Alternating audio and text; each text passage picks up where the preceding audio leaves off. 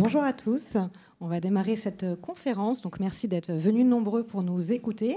Donc le thème de cette conférence aujourd'hui, c'est quels leviers et freins pour décarboner ces transports dans un grand groupe. Et on aura l'honneur d'avoir le témoignage de LVMH Fragrance Brand et du groupe LVMH. Donc pourquoi est-ce qu'on a choisi cette thématique à présenter à ProDurable? C'est tout simplement parce qu'aujourd'hui, les chaînes de valeur sont très importantes dans toutes les réflexions autour de la décarbonation et surtout depuis que le scope 3 est rentré en vigueur.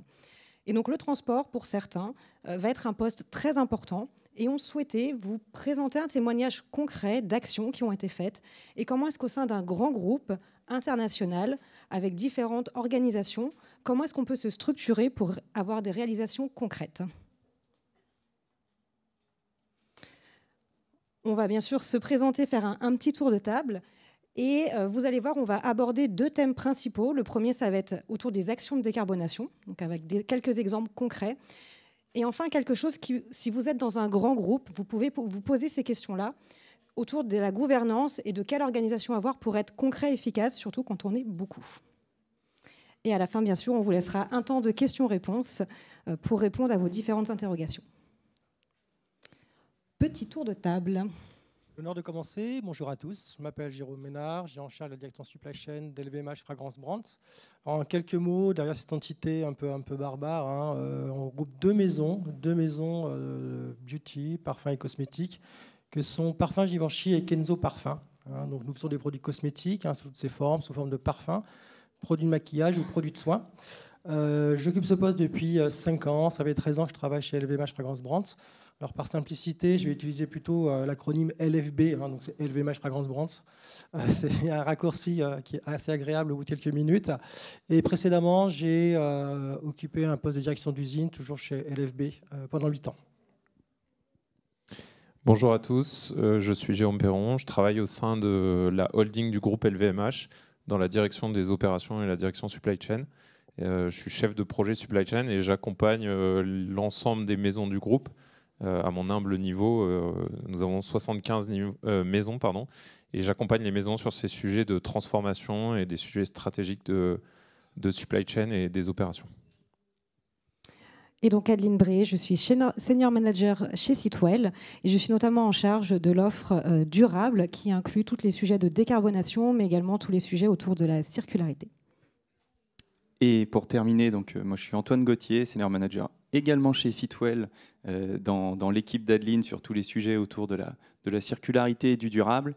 Peut-être juste en un mot, Sitwell, on est un cabinet de conseil spécialisé en supply chain et gestion des opérations, également avec tout le volet durable et circulaire que ça englobe. Et globalement, dans nos missions, on peut aller de l'accompagnement de nos clients, aussi bien sur des réflexions de stratégie, de schéma directeur circulaire pour déterminer comment est-ce qu'on peut faire la transition sur du moyen-long terme, également accompagner sur tout ce qui va être trajectoire de décarbonation, pareil, à des horizons 3, 5, 10 ans, mais aussi sur des sujets beaucoup plus opérationnels dont on va plus parler aujourd'hui, sur très concrètement sur le terrain. La strate, elle est faite. Maintenant, comment on délivre vraiment jour après jour pour y arriver? Qu'est-ce qu'on fait évoluer dans les pratiques, dans les métiers pour que les plans deviennent une réalité? Et donc démarrons autour de la décarbonation et donc des actions concrètes que vous avez pu mettre en place. Ma première question pour toi, Jérôme. Alors oui, il y a 2 Jérôme, donc ça va être un peu compliqué, mais ils vont se reconnaître. Du coup, c'est autour justement de la mesure.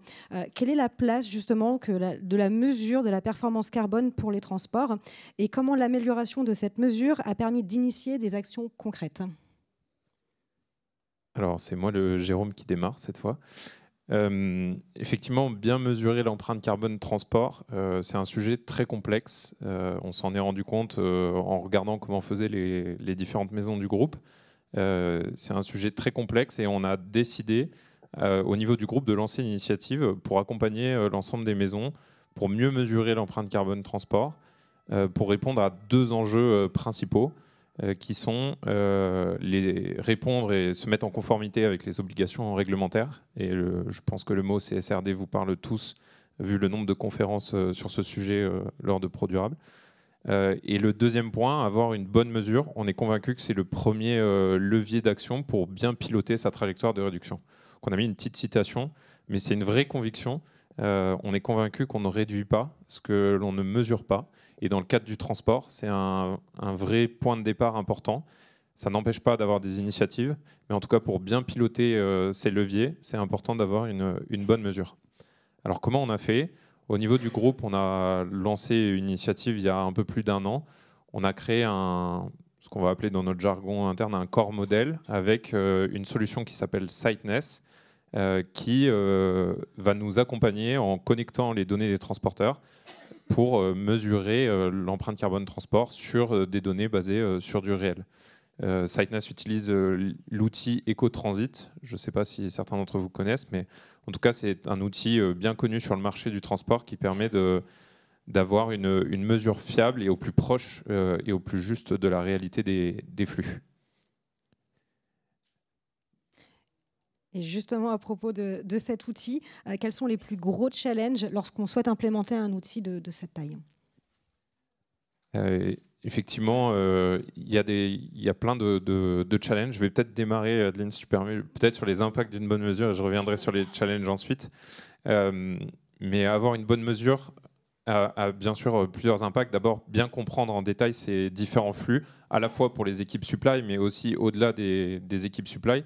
Où sont mes top routes, quelles sont les routes sur lesquelles je vais avoir le plus d'émissions carbone, dans quelles régions, surtout dans des supply chains qui sont internationales.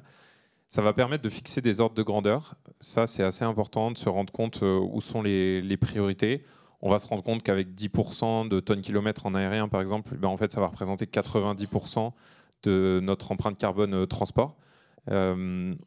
On se dit que tout le monde le sait parce que ça paraît évident, mais en fait, le mettre sur des dashboards et le mettre sur des écrans, ça permet de fixer les ordres de grandeur pour les équipes supply, mais bien au-delà, puisque c'est un sujet plus global et on se rend compte que ça va nous permettre aussi de communiquer en interne à des équipes qui sont moins impliquées sur les sujets transport.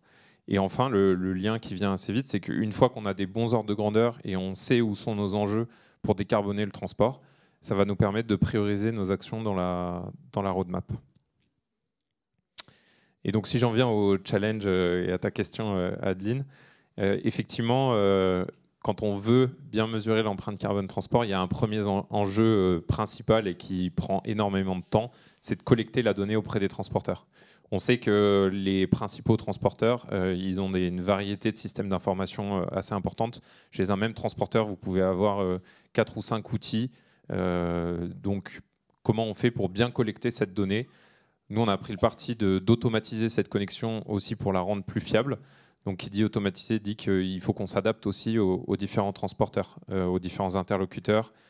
Vous pouvez avoir des champs collectés qui sont différents, vous pouvez avoir pas mal d'erreurs.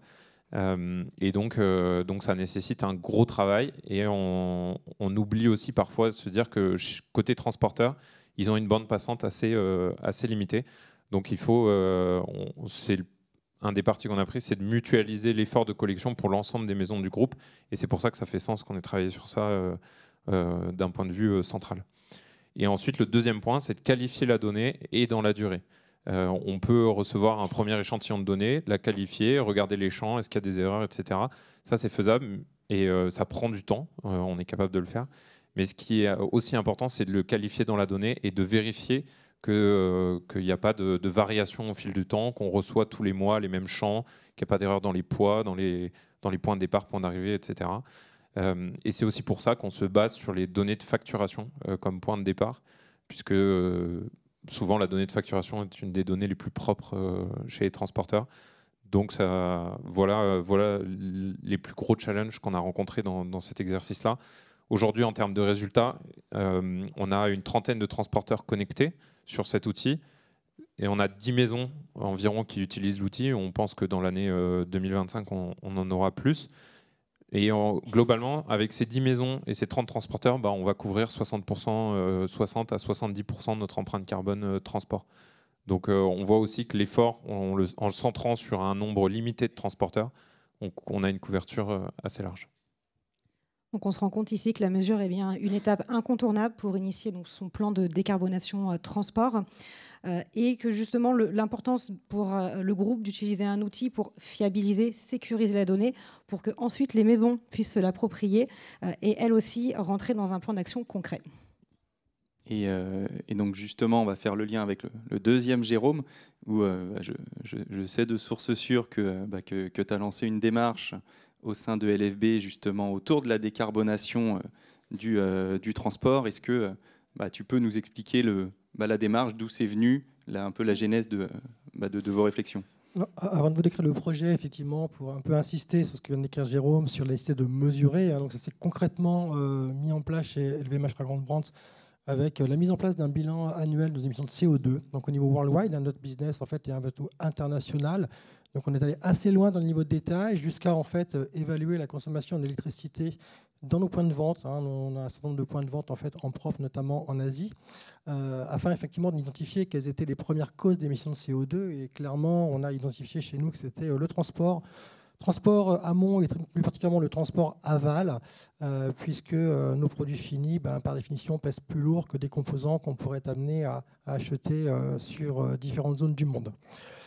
Avec donc des objectifs bien entendu quantifiés de réduction. On a l'objectif de réduire d'environ 30% nos émissions de CO2 au niveau de la société à horizon 2030, donc sur base du bilan 2021, donc des ambitions plutôt engageantes.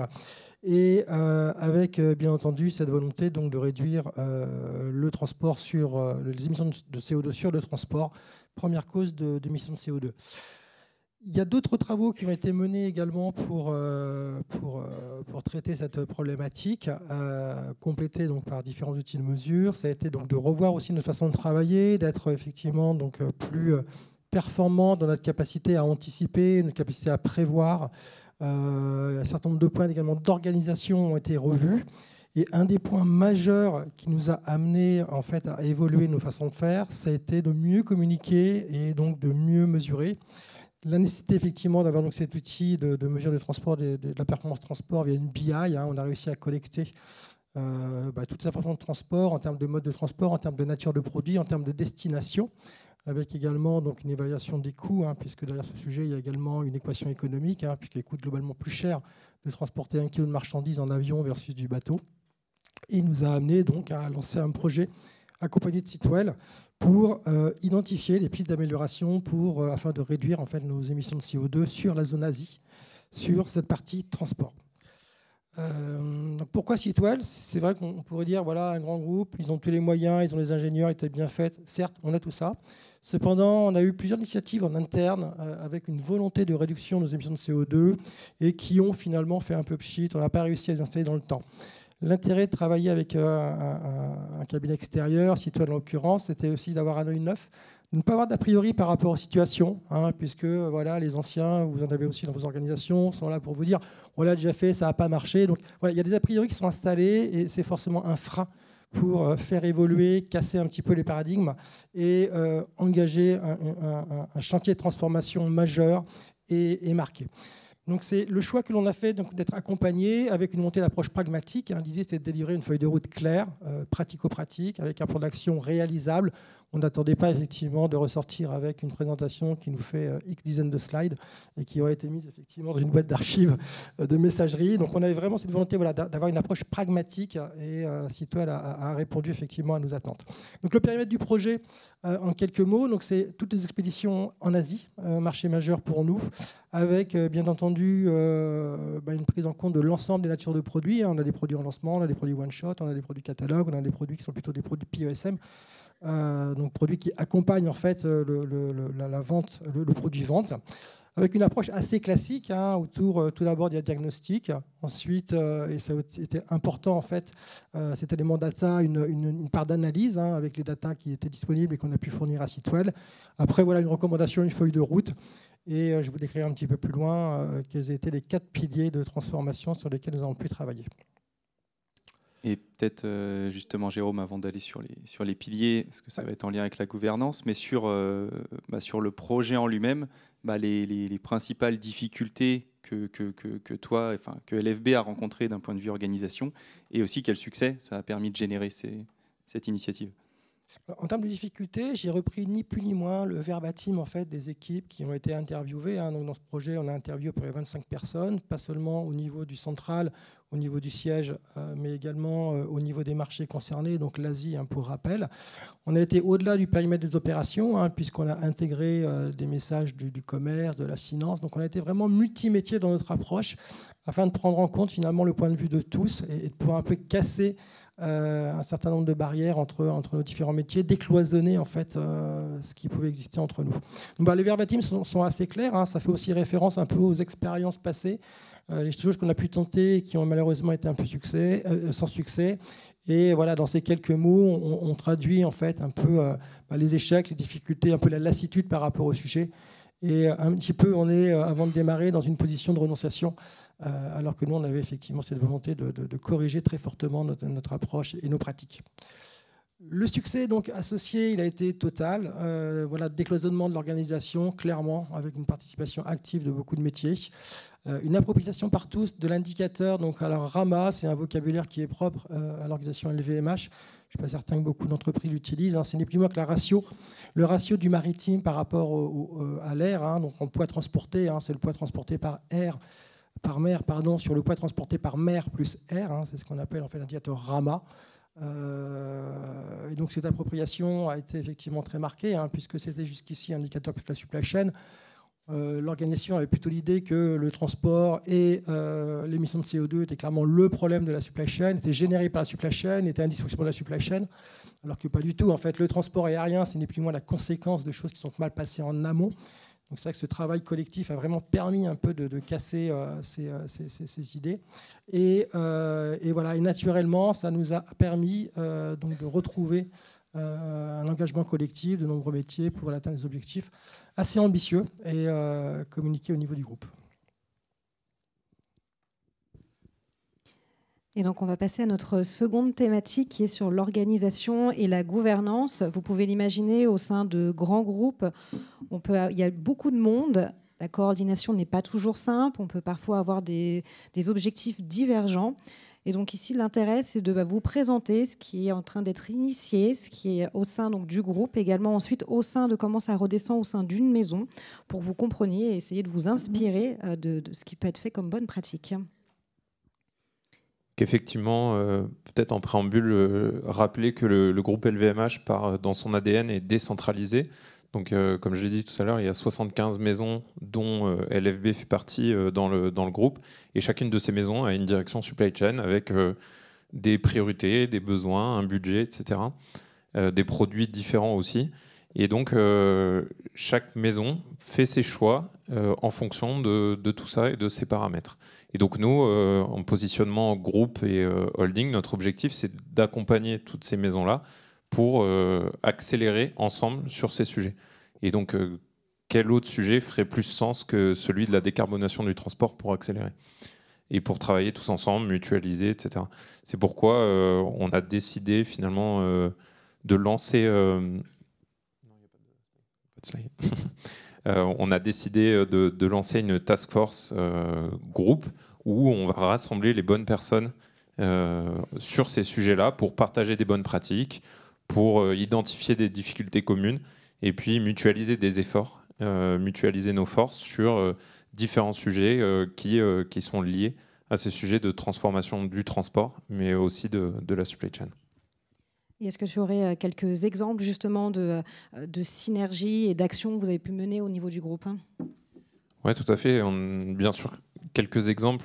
Il y a encore beaucoup de choses à faire, mais on est déjà tous alignés vers un objectif commun de réduction. Donc ça, c'est un premier point important. On est tous conscients qu'il y a différents piliers sur lesquels on doit travailler, tels que réduire les tonnes, réduire les kilomètres, travailler sur les optimisations, limiter le transport du vide, travailler sur les énergies aussi, et puis travailler avec nos partenaires. Comme exemple, je peux citer qu'on a fait l'effort de mutualiser certains flux pour utiliser du fret ferroviaire en intra-Asie, donc en mutualisant en interne entre plusieurs marques du groupe, donc plusieurs supply chains. En mutualisant des flux, on est capable aujourd'hui de transporter via du fret ferroviaire entre Pékin et Shanghai plutôt que de prendre l'avion. Ça paraît basique, Mais au fond, c'est notre objectif d'accélérer ce genre de transformation pour aller vers des solutions qui font du sens et qui sont plus vertueuses d'un point de vue carbone. Je peux citer d'autres exemples. On travaille aussi pour limiter les retours à vide. On a des maisons qui sont situées dans des pays où les flux sont, on peut dire, opposés. Donc on va remplir les mêmes camions à l'aller et au retour. On partage aussi sur l'usage des biofuels, la connaissance qu'on a sur les SAF, les SMF, les biofuels pour le transport routier. Qu'est-ce qu'on peut en attendre ? Combien on doit l'acheter aussi, il y a des questions budgétaires. Donc on a des groupes de travail aussi pour se poser ces questions ensemble et partager de la connaissance. Et puis un dernier point sur lequel je peux partager, c'est aussi comment accompagner nos transporteurs dans cette transformation. Et c'est un point absolument majeur puisque on ne pourra pas faire sans eux. Donc comment faire avec eux pour accélérer la décarbonation ? De quoi ont besoin nos transporteurs ? Donc on a certaines idées à date. On sait que s'engager plus longuement dans la durabilité avec un transporteur plutôt que de changer tous les 6 mois, ça fait sens pour qu'ils puissent se projeter dans l'achat de flottes électriques, dans l'achat de nouveaux systèmes. Donc on mutualise notre effort pour travailler avec nos principaux transporteurs pour les aider à se transformer aussi sur ces sujets-là. Et puis pour finir, mais je pense qu'on en reviendra et Jérôme l'a déjà un peu évoqué, on se pose la question ensemble, équipe supply chain, comment influencer les équipes au-delà de la supply chain, puisque c'est un sujet qui est bien plus holistique que juste le transport. Si on parle passer de l'aérien au maritime, en fait on parle lead time. Si on parle lead time, on parle niveau de stock. Et si on parle niveau de stock, on parle budget. Donc on va tout de suite parler avec la finance et puis on va parler avec le développement produit, les équipes commerciales, etc. Donc comment influencer pour que le sujet transport ne soit plus seulement la conséquence des décisions, mais soit un choix collectif d'une stratégie globale pour nos maisons. Donc, en synthèse, sur une structure qui est, rappelons-le, plutôt décentralisée, le rôle justement du groupe, c'est vraiment d'être en support et d'avoir cette vision transverse globale pour aller chercher les synergies là où elles peuvent. Et surtout, en effet, c'est un point important, et d'avoir ce côté un peu de rayonnement, de pédagogie en interne pour aller un peu prêcher la bonne parole. Et du coup, pour faire le lien côté LFB, si on rentre plus dans le détail, toi, Jérôme, justement, comment est-ce que tu t'es attaqué à ce sujet gouvernance globale au sein de la maison ? Là, vous avez effectivement une synthèse de notre groupe de travail, de réflexion autour des recommandations sur lesquelles nous sommes alignés avec les équipes Sitwell, l'organisation de projet. Donc 4 piliers. Alors 3 piliers plutôt techniques, processus d'approvisionnement, planning, flux. Donc effectivement, qui ont apporté à notre sujet, parce qu'il était pertinent de mieux prévoir, il était pertinent de mieux anticiper les grosses périodes de vente en Asie. On sait qu'il y a des événements promotionnels un peu marqués en Asie notamment. Bien entendu, optimiser le transport. Tous ces sujets techniques étaient finalement de l'optimisation, mais étaient en final rien de révolutionnaire à notre avis. Et ce qui a majoritairement amélioré finalement notre engagement et naturellement nos résultats, c'est clairement le sujet gouvernance.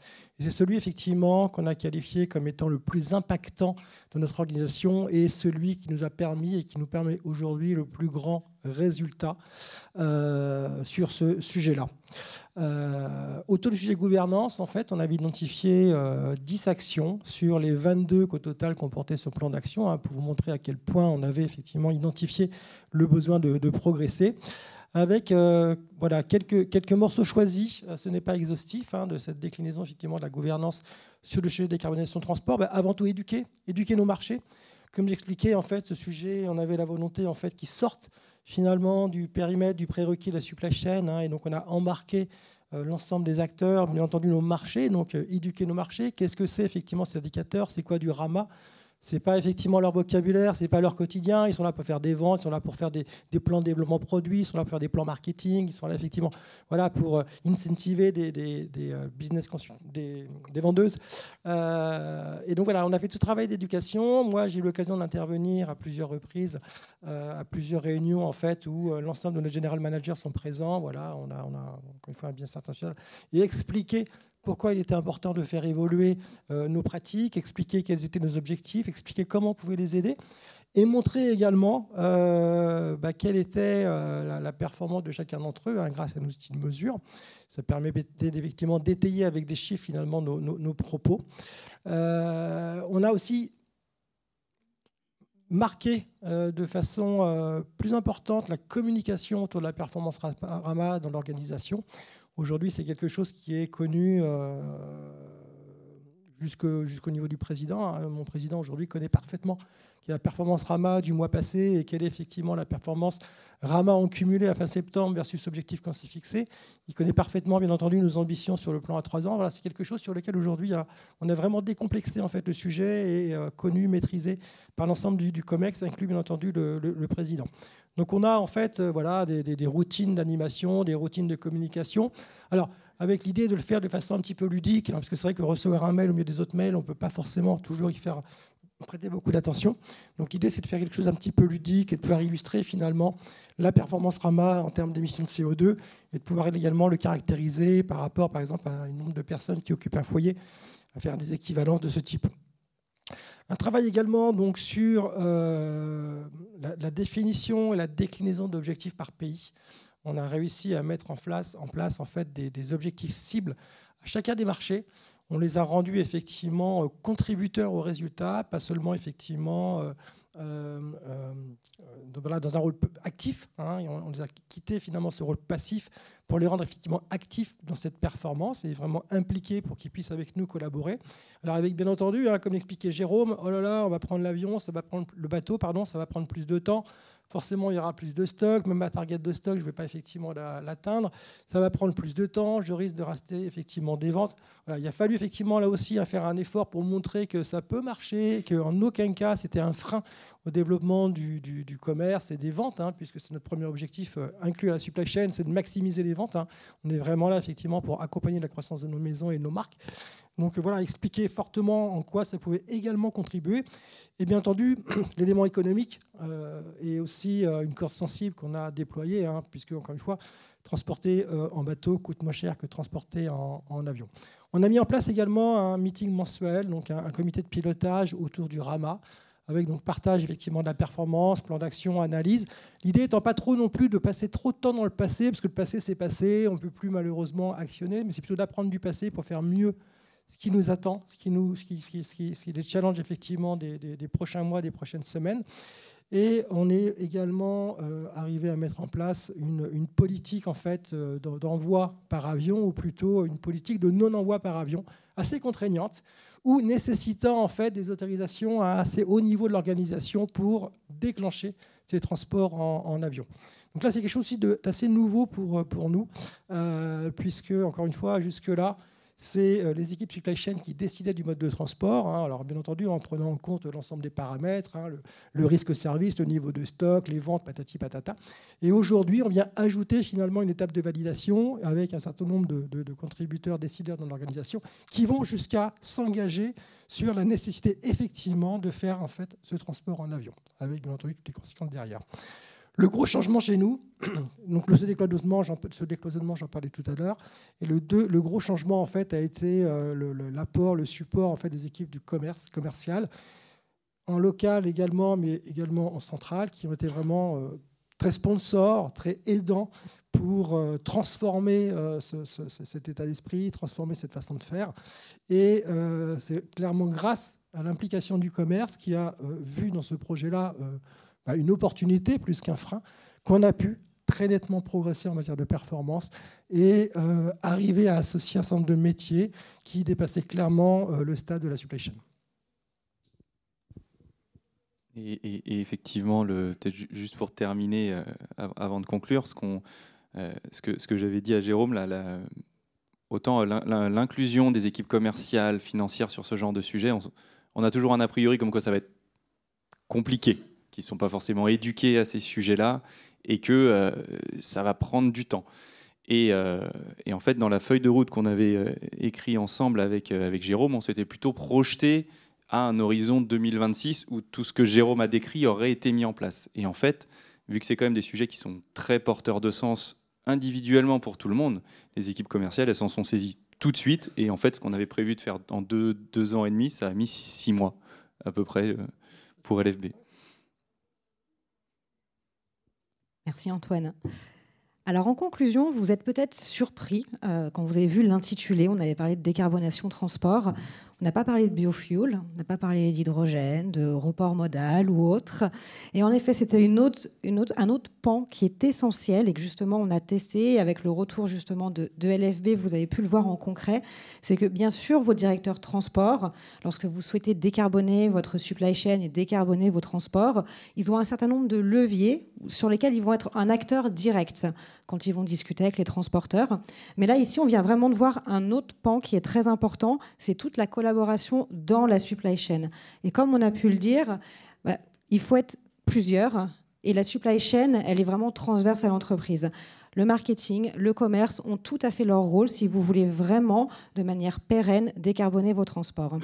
Et donc, on l'a vu ensemble, la mesure, elle est essentielle. Ça paraît évident, mais c'est là où aussi il y a besoin qu'elle soit fiable et robuste, et notamment de s'équiper avec des outils. Siteness a été cité, il en existe également d'autres sur le marché. Ça devient vraiment primordial, surtout quand vous commencez à avoir des tailles de groupes, notamment à l'international ou avec plusieurs maisons ou sous-organisations. Et on souhaitait vous partager un schéma qui notamment a été réalisé lors de comités de pilotage dans cette mission. Et ce schéma, en fait, il vient illustrer, vous avez les petites étoiles rouges, il vient illustrer un peu tous les irritants qui ont été identifiés tout au long de la chaîne logistique, et très important aussi bien sur le flux physique que sur le flux d'informations. Et tous ces irritants ont un impact sur la décarbonation transport. Donc gardez bien ça en tête, qu'aujourd'hui, si vous souhaitez décarboner les transports, il faut que vous parliez avec tous les acteurs de votre chaîne logistique et également les acteurs autour, c'est-à-dire le commerce, le marketing et peut-être d'autres divisions qui sont liées à votre secteur d'activité. Et pensez bien également à la partie flux d'informations. Est-ce que vous souhaitez rajouter des choses ? Et bon, on va passer à la session questions-réponses. Alors, vous avez des micros qui sont dans l'allée. Je ne sais pas si vous pouvez les passer. Bonjour, merci, c'était très, très intéressant. Je voulais revenir sur le sujet, l'embarquement de la direction commerciale. Je trouvais ça très intéressant. Est-ce qu'à votre connaissance, derrière, est-ce qu'ils essayent d'infuser aussi un peu ce nouveau récit, aussi cette idée qu'on peut accepter de ralentir un peu sur cette livraison vers le client final, parce qu'on est dans le luxe, donc il y a tout un imaginaire autour, et en plus, techniquement, on n'est pas dans l'urgence de livrer. Donc est-ce que justement, il y a cet aspect, cette dimension de nouveau récit qui est développée autour de ça aussi ? Tout à fait, tout à fait. Alors moi, j'ai plutôt effectivement décrit toute la partie transport au départ de notre entrepôt central en France, qui alimente en fait l'ensemble des entrepôts locaux. Il y a également la part du transport que vous décrivez entre l'entrepôt local et le retailer, en fait. Donc il y a une deuxième part de transport qui est clairement dans notre bilan carbone moins impactant que le transport depuis la France vers nos marchés, puisque la distance à courir est finalement plus longue en partant de la France, en allant toucher l'Asie, les US, le Moyen-Orient, etc., etc. Et ça fait partie effectivement un petit peu du deuxième étage de la fusée, où on a effectivement l'intention également de travailler cette partie-là du flux. Mais aujourd'hui moins impactante, et on a préféré concentrer nos efforts sur la partie effectivement qui aujourd'hui nous coûte le plus cher en termes d'émissions de CO2. Mais ça fera partie effectivement de la feuille de route. Oui, est-ce que... Tout à fait. Il y a deux micros, donc n'hésitez pas à le passer dans la salle pour préparer la prochaine question. Merci pour votre intervention. J'avais une question pour Jérôme qui est à ma droite du coup. Vous parliez des données que vous faisiez remonter de vos fournisseurs. Est-ce que vous auriez des exemples un peu plus précis de type de données que vous arrivez à leur faire remonter ? Juste l'exemple que j'ai moi, c'est quand je demande à mes transporteurs est-ce que vous sauriez me dire combien ça émet de CO2 de transporter un colis ? Ils raisonnent sur des poids moyens. Ils me disent, en gros, nous, on transporte 7 kilos. Et moi, je sais, de par la logistique, que le poids moyen de mes colis, il est plutôt à 2 kilos et pas à 7. Et donc, du coup, est-ce que vous êtes arrivé à descendre plus bas que des moyennes ou des choses comme ça ? Oui, tout à fait. C'était un des gros enjeux de mettre en place un outil. La donnée d'entrée, c'est la donnée de facturation, parce que c'est celle qui va être la plus propre et la plus fiable. On va demander aux transporteurs des champs, une grille de champs minimum, avec point de départ, point d'arrivée, mode de transport, poids. Il y a le poids taxable, il y a les différents poids qui vont être transmis par les transporteurs. Et tant qu'on n'a pas collecter les données qu'on attend auprès des transporteurs, finalement, on ne crée pas de connexion automatisée. Finalement, la connexion EDI qui va être créée, avant qu'elle soit mise en place, on vérifie que tous ces champs sont valables auprès des transporteurs. Alors bien sûr, quand on va voir les plus gros transporteurs, on a peut-être 10 ou 15 000 lignes, donc c'est un peu compliqué de vérifier chaque ligne. Et c'est pour ça qu'on est accompagné de Siteness, dont j'en parlais, qui va faire des pré-analyses. Est-ce qu'on est cohérent sur les poids, sur la somme de tous les poids, sur les différentes routes, et donc on a un gros travail de qualification de l'ensemble des données envoyées par les transporteurs.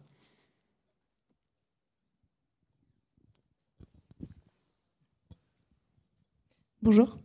Un peu lié à cette question, justement, c'est quand on choisit un transporteur. Donc la plupart disent oui, effectivement, on peut mesurer l'empreinte carbone sans problème. Après, en termes de qualité de la donnée, effectivement, ça soulève d'autres questions. Est-ce que vous avez des bonnes pratiques à partager à ce stade de la relation fournisseur?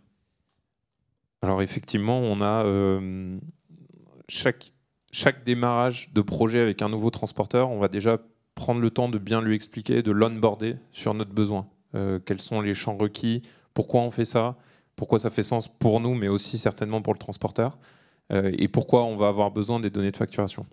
Il y a pas mal de transporteurs qui proposent aussi d'envoyer directement des rapports CO2 avec les données déjà calculées. Nous, on a fait le choix de faire notre calcul, entre guillemets, dans notre coin, de notre manière, pour avoir une homogénéité entre les différents transporteurs. Ça aussi, c'est assez important. Et c'est pour ça qu'on ne se fie pas seulement aux rapports CO2. Ça n'empêche pas de les recevoir par ailleurs, mais on essaye d'avoir une homogénéité dans l'ensemble des calculs. Il y a un cas particulier, c'est les expressistes. Les expressistes, aujourd'hui, on n'a pas la capacité à remodéliser le réseau. Si vous envoyez un colis de Madrid à Berlin, vous ne savez pas s'il passe par New York. Je caricature un petit peu, mais la réalité, c'est qu'on ne connaît pas exactement les trajets. Donc, on se base sur les rapports CO2 des expressistes, pour le coup. On ne prend pas les données de facturation et on ne recalcule pas. Pour les autres transporteurs, on prend les données de facturation. Bonjour, vous avez parlé de créer des synergies au sein du groupe pour avoir des gains d'efficience. Est-ce que vous avez aussi travaillé sur des gains, sur des synergies avec des partenaires externes? Si oui, est-ce que vous avez des exemples? Alors, je ne suis pas au courant de tout, peut-être côté LFB. Moi, je peux répondre effectivement sur la partie transport. Aujourd'hui, les fournisseurs de transport en fait, choisissent le son suite, en fait, un appel d'offres où on vient mutualiser, notamment dans la division beauty, parfum et beauté, l'ensemble des besoins. Et ce qui permet de pouvoir s'adresser finalement à quelques grands opérateurs et d'être sélectif. L'idée, en fait, c'est de ne pas travailler avec 15 fournisseurs, mais c'est plutôt effectivement de fidéliser la relation et la développer, l'optimiser et finalement l'avoir en tant que partenaire, notamment pour qu'il puisse être plutôt effectivement facilitant dans la nécessité d'avoir des données qui soient claires et fiables. Donc voilà, cette mutualisation sur la partie transport tout au moins, dans le choix des fournisseurs, se fait au niveau vraiment des maisons beauty, avec nos appels d'offres communs, où on vient mettre sur la table nos besoins, nos destinations, et ce qui permet d'avoir en fait une liste plutôt raccourcie de fournisseurs. Et après, puisqu'on est décentralisé, chaque maison choisit quand même de travailler avec Pierre, Paul ou Jacques. Mais cependant, c'est dans un panel effectivement rétréci de sociétés qui ont été sélectionnées et qu'on estime tout à fait répondre à nos cahiers des charges ou à nos exigences. Effectivement, j'ai cité des exemples intra-groupes de mutualisation de volume. Ce que je peux ajouter, c'est qu'on n'est pas fermé à travailler avec d'autres entreprises externes au groupe pour mutualiser. Je ne vais pas citer de nom là, mais je sais qu'il y a une entreprise qui cherche à mutualiser du flux maritime transatlantique parce qu'ils n'ont pas les volumes suffisants pour avoir des conteneurs complets finalement. Donc oui, on est à la recherche. Est-ce qu'on le fait concrètement aujourd'hui dans certaines maisons peut-être, mais en tout cas demain on sera complètement ouvert à mutualiser ces efforts au-delà du groupe. Et où est le micro? Je vois qu'il y a une question à ma gauche. Si le micro pouvait passer devant, s'il vous plaît. Merci beaucoup. Merci. Yann Viguier de la UTF, l'association des utilisateurs de transport de fret. En fait, j'ai deux petites questions. Je crois que c'est à Vincent que ça s'adresse plutôt. Vous disiez donc vous avez réduit l'avion et pour favoriser le bateau. Je vous en félicite. En termes d'émissions à tonnes kilomètres transportés, c'est mieux. Ceci dit, les bateaux, ça pollue un peu. Et vous parlez de mutualisation, qui est un sujet qui m'intéresse. Est-ce que vous avez regardé aussi la piste du Vélic ou des bateaux à voile type Zéphyr-Eboré ou autre, qui est une piste intéressante? Puisque j'ai pris le micro, je pose ma deuxième question, si vous permettez. Vous disiez aussi que vous avez mutualisé en Chine avec des trains, ce qui est très bien en Chine, mais on est aussi en France.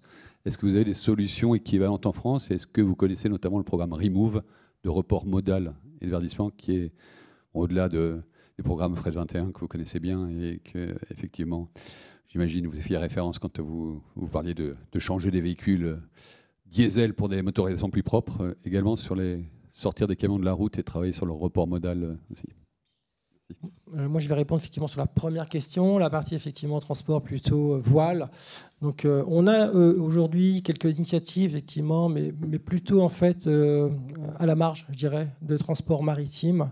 Aujourd'hui, clairement, on n'a pas réussi à identifier des compagnies qui ont la capacité à prendre tout notre fret.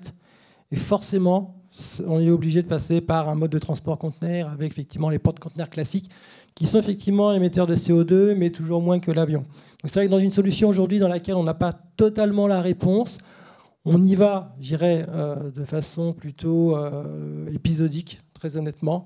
Mais on sait aujourd'hui, au vu du volume de fret qu'on a à transporter, au vu de l'offre qui est en face de nous, qu'on ne trouvera pas la solution en fait uniquement dans le transport en fait par voile. Ça fait partie effectivement voilà, des possibilités effectivement de mode de transport que l'on a. Tout à fait. Je vois à qui vous faites référence. On l'a déjà fait avec eux aussi. Oui, tout à fait. Pour le transport vélique, pour compléter, au-delà de LFB, il y a pas mal de maisons qui regardent et qui sont prêtes à s'associer avec ces partenaires-là pour pousser. Il y a la question de la volumétrie, mais on sait aussi que c'est une innovation qui va venir et qui va être grandissante. Donc on y croit.